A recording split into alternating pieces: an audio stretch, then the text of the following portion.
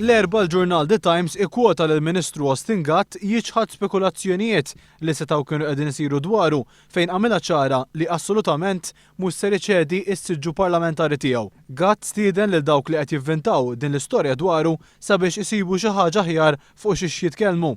Sena ilu l-Ministru Gatt kien salva minn mozzjoni ta' sfiduċja fil-konfront tiegħu permezz tal-vot tal-Speaker.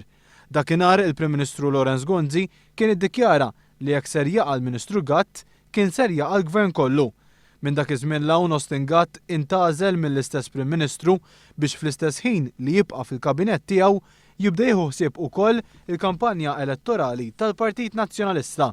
Is-sajf li għadda Gatt kien il-persuna li l-aktar li mbotta biex il-Partit Nazzjonalista mhux biss ikkundanna lil Jeffrey Policino Orlando, Franco De Bono u Jesmond Mulliet, iżda anke ħa deċiżjoni li ma jħallihomx ikunu kandidati f'ismu fl-elezzjoni ġenerali illi ġejja.